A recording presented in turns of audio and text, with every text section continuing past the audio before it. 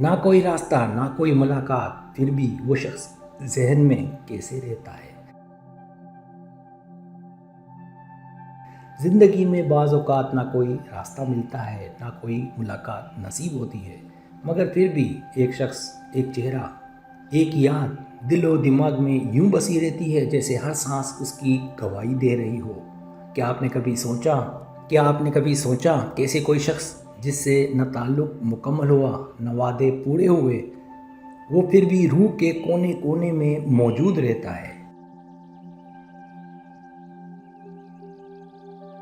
یہ وہ ادھورے خواب ہوتے ہیں جو ہماری نیندوں کو برباد کر دیتے ہیں۔ یہ وہ حسرتیں ہیں جو آنکھوں میں نمی بن کر چمکتی ہے، اور یہ وہ چاہتے ہیں جنہیں ہم نہ کسی کو بتا سکتے ہیں نہ خود سے بھلا سکتے ہیں۔ مگر دوستوں، زندگی صرف کسی کی یاد میں رک جانے کا نام نہیں۔ اگر کوئی مل نہ سکا تو زندگی ختم نہیں ہوتی۔ اگر کوئی بچھڑ گیا تو خواب مر نہیں جاتے، دل ٹوٹتا ہے۔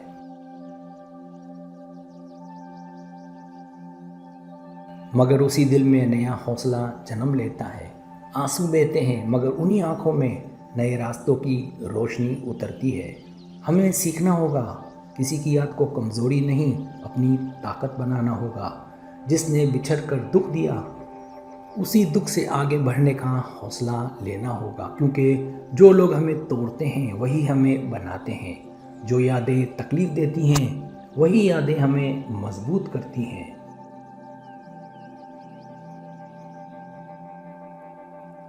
اور جو خواب ادھورے رہتے ہیں، انہی خوابوں کے ٹوٹنے سے نیا سفر شروع ہوتا ہے۔ یاد رکھو، زندگی میں چاہے کوئی شخص نہ ملے، راستہ نہ ملے، لیکن خود کو کبھی نہ کھونا، کیونکہ سب سے بڑی ملاقات انسان کی اپنی ذات سے ہوتی ہے۔ اور جب تم اپنے اندر کا سفر مکمل کر لو گے، تب دنیا کا کوئی فاصلہ تمہیں توڑ نہیں سکتا۔ تو اٹھو، رکو نہیں، بچھڑنے والوں کی یاد کو اپنی کامیابی کا راستہ بنا دو۔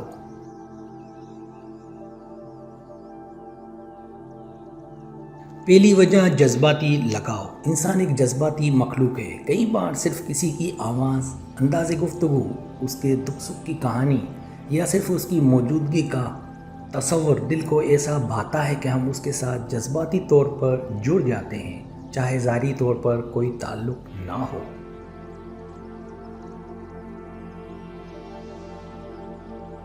انسانی دماغ میں امگڈالا جذبات کو محفوظ کرتا ہے۔ یہی وجہ ہے کہ کسی کی یاد ہمیں کبھی اچانک بے چین کر دیتی ہے، جیسے کوئی شاعر، استاد یا مشہور شخصیت جنہیں ہم صرف سنتے ہیں مگر دل ان کے ساتھ جڑ جاتا ہے۔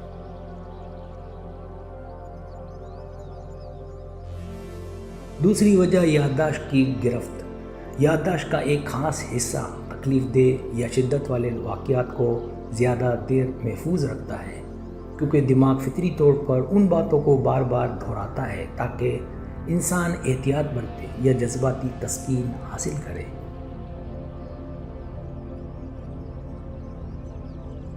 مثال کے طور پر کوئی بچھڑنے والا یا ایسا شخص جس کے ساتھ تلخ یا خوبصورت لمحات گزرے ہوں، چاہے اب وہ زندگی میں موجود نہ ہو۔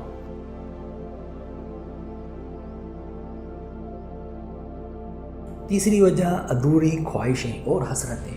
جب کوئی خواب، امید یا تعلق پورا نہیں ہوتا تو دل میں خلا رہ جاتا ہے۔ یہ خلا انسان کو مجبور کرتا ہے کہ وہ بار بار اسی ادھورے منظر یا شخص کو یاد کرے جس سے وہ جڑا تھا۔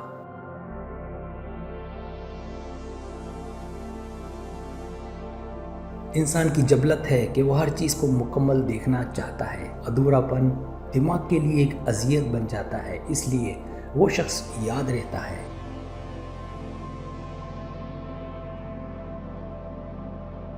چوتھی وجہ، تصوراتی دنیا۔ انسان اکثر زیادہ تصور میں کسی کو خوبصورت، عظیم یا خاص بنا لیتا ہے۔ آئیڈیلائزیشن دماغ کی وہ کیفیت ہے جہاں ہم اپنی خواہشات اور تخیل سے کسی شخصیت کو بڑھا چڑھا کر ذہن میں جگہ دیتے ہیں۔ مثال کے طور پر کسی مشہور شخصیت یا کسی اجنبی کی صرف ایک جھلک سے یا اس کے بارے میں خواب دیکھنا۔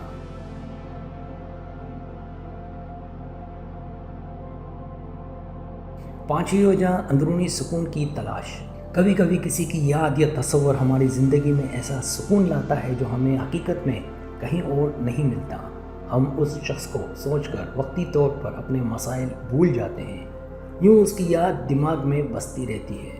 مثال کے طور پر تنہائی میں کسی کو یاد کر کے خود کو پرسکون محسوس کرنا، چاہے وہ زندگی میں موجود نہ ہو۔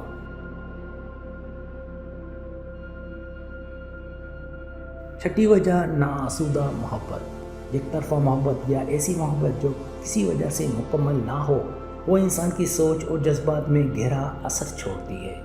یہی محبت بغیر ملاقات کے بھی ذہن اور دل میں بس جاتی ہے۔ دماغ ڈوپامائن خارج کرتا ہے جب ہم کسی کو چاہتے ہیں، یہ کیمیکل ہمیں خوشی دیتا ہے، اس لیے ہم اس شخص کو یاد رکھتے ہیں چاہے ملاقات نہ ہو۔ ساتویں وجہ لاشعوری سوچیں۔ لاشعور وہ ذہنی حصہ ہے جہاں یادیں، احساسات اور غیر محسوس باتیں چھپی رہتی ہیں۔ بعض اوقات کسی خوشبو، گانے یا منظر سے لاشعوری طور پر کسی کی یاد تازہ ہو جاتی ہے۔ مثال کے طور پر کوئی مخصوص گانا سنتے ہی وہ شخص یاد آ جانا جس سے ہماری زندگی میں کوئی گہرا تعلق تھا۔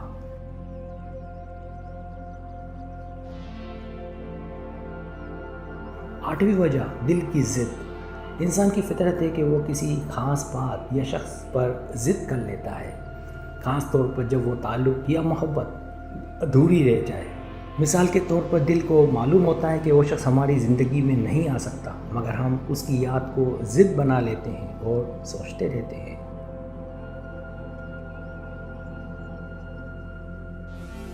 نویں وجہ وقت کا اثر۔ زندگی میں کچھ وقت ایسے آتے ہیں جو یادگار یا صدمہ خیز ہوتے ہیں۔ ان لمحات سے جڑے لوگ ہمیشہ ذہن میں رہتے ہیں۔ مثال کے طور پر نوجوانی کے دنوں میں کسی کا بچھڑ جانا یا مشکل حالات میں ملنے والی کسی کی تسلی، تو وہ شخص ذہن میں نقش ہو جاتا ہے۔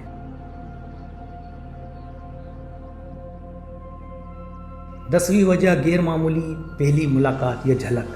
انسان کی پہلی ملاقات یا پہلی جھلک میں اگر کوئی خاص کیفیت یا کشش محسوس ہو تو وہ لمحہ دماغ میں ہمیشہ کے لیے محفوظ ہو جاتا ہے۔ مثال کے طور پر کسی کی آنکھوں کی گہرائی یا کسی کی پہلی مسکراہٹ جس نے دل کو چھو لیا ہو۔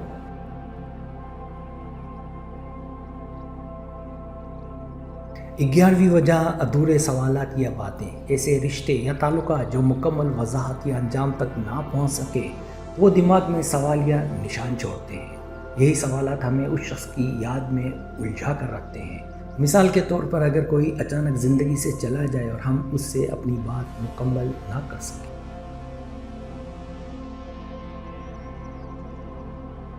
12ویں وجہ روحانی یا قلبی رابطہ۔ کچھ تعلقات صرف جسمانی یا سماجی نہیں ہوتے بلکہ روحانی یا دل کی گہرائی سے جڑے ہوتے ہیں۔ ایسے رابطے دنیاوی فاصلے یا وقت کی قید میں نہیں ہوتے۔ مثال کے طور پر کبھی کسی کو خواب میں دیکھنا یا دل کا بے وجہ اس کی طرف مائل ہونا۔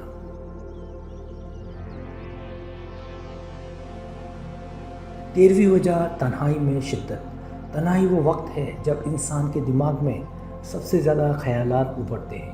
اس وقت دل انہی یادوں اور چہروں کو سامنے لاتا ہے جو ہماری زندگی میں خاص ہوتے ہیں، چاہے وہ دور ہوں یا موجود نہ ہوں۔ مثال کے طور پر رات کی خاموشی میں یا سفر کے دوران اچانک کسی کی یاد شدت سے آنا۔ یہ تمام عوامل مل کر یہ ثابت کرتے ہیں کہ انسانی دماغ اور دل کی دنیا کسی ایک اصولی حقیقت کی پابند نہیں۔